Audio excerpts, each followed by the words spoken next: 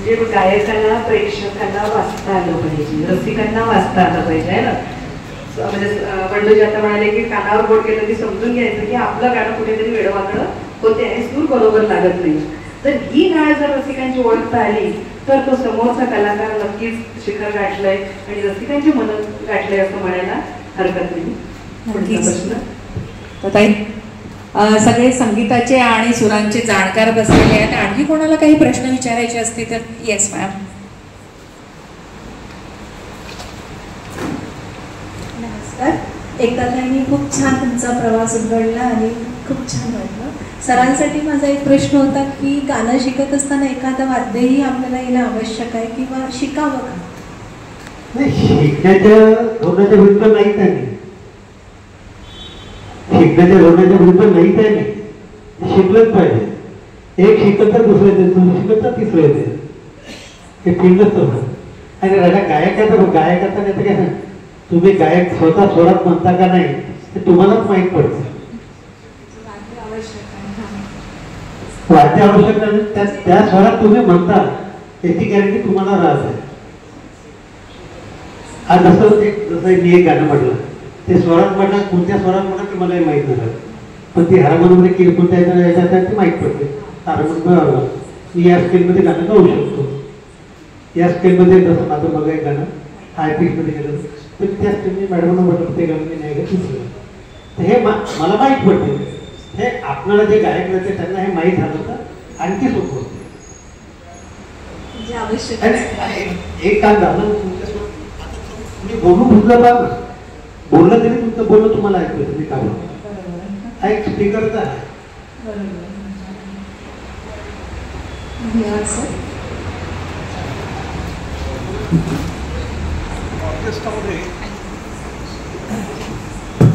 Hello, ऑर्केस्ट्रामध्ये तुम्हाला जुन्या गाण्यांची मागणी जास्त असते की नवीन गाण्यांची?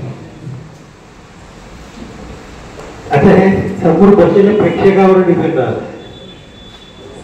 समोर कोणते प्रेक्षक बसले आहेत, समोर तर यंग जनरेशन बसले त्यांना नवीन गाणी, लेडीज बसले समोर तर त्यांना काही गाण्याशी देणं घेणं काही राहत नाही. तुम्ही कोणतंही मला ऐकतो आमची वेळ झाल्या मी घरी येतो. पण मागे बसले समुद्राला त्याची ठराविक वेळ राहते, 9-9:30 पर्यंत बसते. नंतर एक होते ना 10 जण उठते अशा प्रकारे होते. म्हणून मी शक्यतो स्टेजच्या जवळ गेलो, स्टेजच्या सामने लेडीज कोणतं पिठाव साईडने पिठाव, कारण आपलं गाणं म्हणतो ना लोक उठायला लागले चांगला होता. नमस्कार, मी संजीवनी कुबेर. सर, मला आपलं सेम विचारावंच वाटतं की आपण व्हॉइस ऑफ मेलोडीची सर्व्हिस आहात, तर हा वारसा आपल्याला पुढे न्यायचा आहे. तर आजच्या तरुणाईसाठी तुमची काही स्कीम आहे का की जे तरुण पिढी याच्यात अटॅच करून हा वारसा आपला पुढे न्यायला हवा? वारसा पुढे न्यायला काही हरकत नाही. मी सदैव संगीतासाठी तयार आहे. मग ते क्लासिकलचं बिगर क्लासिकलचं तयार आहे. या क्षेत्रात काम करण्यासाठी सुद्धा तयार आहे. अहोरात्र झटण्यासाठी सुद्धा तयार आहे. पण ते शिकणाऱ्यामध्ये तो उत्साह आहे का? असे तरुणाई जर तयार असतील तर आपण काही म्हणजे क्लासेस घेऊ शकता इच्छिता का, किंवा त्यांना मार्गदर्शन करू इच्छिता का? क्लासेस देऊ शकतो. तो माणूस तेवढा क्लाससाठी इंटरेस्टेड आहे का? नाही तर आपण त्याची वाट पाहत बसून ते आपण तसं नव्हे. आपल्याला हे म्हणायचं आहे की जो व्हॉइस ऑफ मेलोडी एक आपला ब्रँड आहे, तो ब्रँड आपल्याला तरुणाईच्या येणाऱ्या तरुणाईच्या पण हवाली करता येईल, तो सतत तेवत राहील, ती ज्योत सतत तेवत राहील. तर त्यासाठी आपल्याला असे काही कलाकार तरुणाईंना म्हणजे वाव देता येईल का, किंवा असे कलाकार आपल्याला तयार करता येईल का, जेणेकरून जर जे इंटरेस्टेड आहेत त्यांना आम्ही आपल्यापर्यंत पोहोचवण्याचा प्रयत्न करू. काय कलाकार तयार करता येईल, पण राहिला प्रश्न हँडओव्हर. मी ज्या पद्धतीने काम करतो, तुम्ही ज्याला हँडओव्हर करतो त्या पद्धतीने काम करल.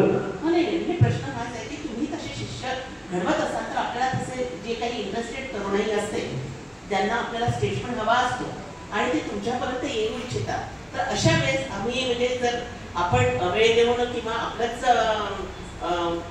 ब्रँड आपल्याला अजून अधिक पुढे न्यायचं आहे, तर अशा वेळेस तरुणाई जी इच्छुक आहे अशांना आम्ही आमच्यापर्यंत पोहोचवण्याचा आम्ही प्रयत्न करू आणि त्याच्यात सहभागी होण्याचा पण चान्स मिळेल. असे कलाकार खूप तयार करता येतात. त्यांनी पार्टीचे जसं मी सुरुवातीला बोललो काही स्वार्थ न आपल्याला त्या स्टेजवर जायचा, मी त्याच पद्धतीने काम करेन. बाकीचे जे सहकारी राहते त्यांनी सुद्धा त्याच पद्धतीने काम केलं. हे काम इतकं सोपं होतं आणि त्यांना जसं आता मी 31 जुलैला कार्यक्रम केला क्लासिकल संगीतचा, शास्त्रीय उपशास्त्रीय संगीताचा, ते इतका सुंदर कार्यक्रम झाला का आता तसा कार्यक्रम झाला नाही. सूर्यका दुधरकर मॅडम आणि काशीकर सर त्या संस्थेचा मी सचिव आहे. मी बोलून टाकलं सूर्यका ताईला, ते पण मला भाऊ होते. तर बघू आपण करून घेऊ निश्चित वर्षातून एक कार्यक्रम करायचा आपला. नाही तुम्ही जे कल्पना आहे ती चांगली कल्पना आहे, आणायलाही काही हरकत नाही, पण ज्यांना याच्यात इन्व्हॉल्व व्हायचं, इन्व्हॉल्वमेंट आणि पाठिंबा देणं. इन्व्हॉल्वमेंटमध्ये स्वतः इन्व्हॉल्व व्हावं लागतं. पाठिंबा म्हणजे तुम्ही काम करा, मी तुझ्या सोबत आहे, आपल्या सोबत असणारे माणसं नको. जसं आता आपण म्हणाल कॅरोके आणि ऑर्केस्ट्रा, कॅरोकेवर गाणारे भरपूर मिळतील पण ऑर्केस्ट्रावर गाणारे फार कमी मिळतात, त्यांना तयार करावं लागतं. तर असं नाही आता कॅरोकेमध्ये स्केल चेंजर आहे त्याच्यात, तुम्ही ज्या पट्टीत गाण्यानंतर त्या पट्टीत तो स्केल चेंज करता येते, पण तुम्हाला उपदेश करणार कोण? तुम्ही इथं चुकला, इथं दुरुस्त. एक शिक्षक, कुठतरी शिक्षक किंवा परीक्षक तो पाहिजे, तो आवश्यक आहे. तसं आपल्या लहानपणी आपल्या आई वडील होतात, बाबा हे नको तू हे कर, हे चांगलं नाही हे कर. तसं संगीतामध्ये सुद्धा एक गुरु आवश्यक आहे.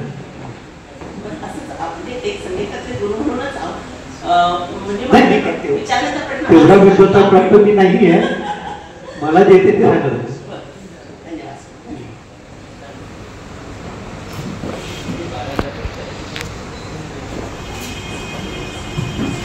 एकता ताईंनी खूप सुंदर मुलाखत घेतली. तिचं जे शब्द तिचे जे आणि जी कशा पद्धतीने बोलत होती ते अगदी लक्षपूर्वक मी ऐकलं. तिचं खूप खूप अभिनंदन.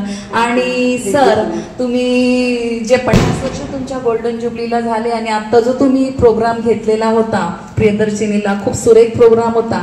परंतु मला असा प्रश्न विचारायचा आहे की आम्ही जेव्हा आमच्या कॉलनीमध्ये जेव्हा भजन मीच सुरुवात केली होती, कारण आमच्या घरी सगळं इन्स्ट्रुमेंट सर वाजवतात, तबला वगैरे, आणि जेव्हा सुरुवात केली तेव्हा मी त्या भजनाची मी हे होती. परंतु असं म्हणता म्हणता मला 4 चौघांसमोर असं सरांनीच थोडा माझा कॉन्फिडन्स, कारण हे सर तबलावाले ते सर पेटी म्हणजे हार्मोनियमवाले, थोडा कॉन्फिडन्स, तेव्हापासून मी जरा आतल्यात एकटी गाणं म्हणते. कुणासमोर 4 जण जरी राहिले तरी कॉन्फिडन्स डाऊन होतो. तर हे असं आमच्यासारखं तुटकं फुटकं बाथरूम सिंगर म्हणता येईल. आणि सर्वांसमोर गेलं की जो आवाज एकदम खुलून निघता एकदम आवाजाला दाबल्या जातं. तर यासाठी काय करता येईल, थोडं आम्हाला मोटिवेशन आमच्यासारख्यांना द्या थोडक्यात. धन्यवाद सर. सर्वात पहिले दाते बंद करून गाण्याची पद्धत टाळावी. पुष्कळ गाणं म्हणतात.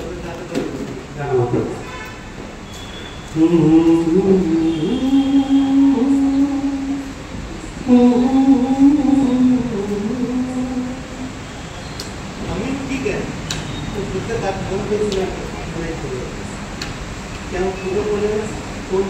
पूर्णपणे तो उघडत नाही, तो पूर्णपणे स्वाद बाहेर निघत नाही, तो तुला माहित नाही. तुम्ही प्रयत्न करून पहा वाटला आणि प्रयत्न घरीच होते. पण म्हणते लोक बाथरूम सिंगर, पण बाथरूम मध्ये माणूस खुल्या म्हणून निघाला.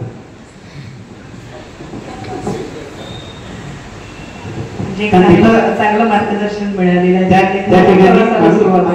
ठिकाणी माणूस आपल्या पसंतीचं गाणं म्हणतो, जे आवडतं ते.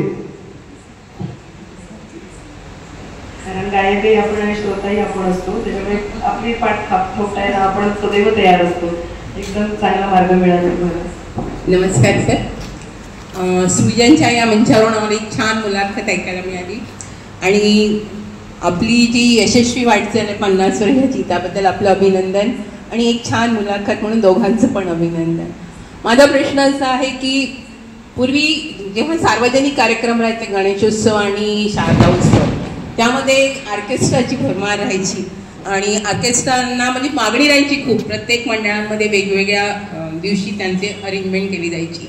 तर आता हे मागणी कमी झाली आहे का, किंवा अशा प्रकारचे कार्यक्रम ह्या सार्वजनिक उत्सवांमध्ये का होत नाही, याचं कारण सांगू शकाल का?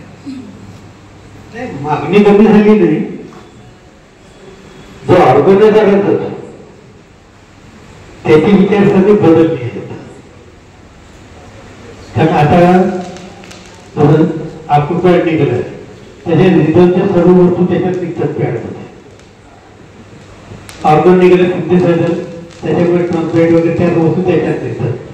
म्हणजे पहिले 6 वाद्यासाठी 6 जण लागायचे, आता 6 वाद्याच्या वाद्यासाठी एकच जण लागते.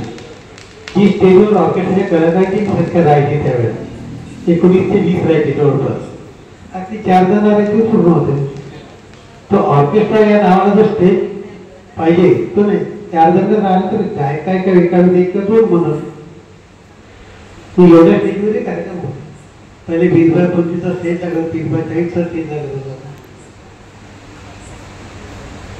आर्टिस्ट कमी झाले, इन्स्ट्रुमेंट आर्टिस्ट कमी झाले. गायन पद्धती पीठ आहे सगळं, बाकी काही बदल नाही. फक्त स्टेजवरचा जो माहोल राहायचा ऑर्केस्ट्राचा तो बदल. भव्य दिव्यपणा तो दिसायचा आता नाही दिसत.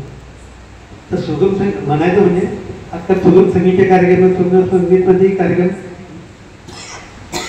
गाण्यात येत राहतात. ऑर्केस्ट्रा त्याच्यातलेच गाणे ते इकडे कोळी गाणं सेट उडाले. छोकर मेरे मन होय सुगम संगीतमध्ये पुढे गाणं चालते, पण लोक देतात तसं. आले शिवस काय बहार वगैरे मग काही कमी नाही बनलं हे कुठे सुगम संगीतमध्ये गाणे चालतात, पण ती चालते. ऑर्केस्ट्रातही ते येतात. सुगम संगीत या शब्दाचा अर्थ पुष्कळ काढलेला नाही. गाणे कसे द्यायला पाहिजे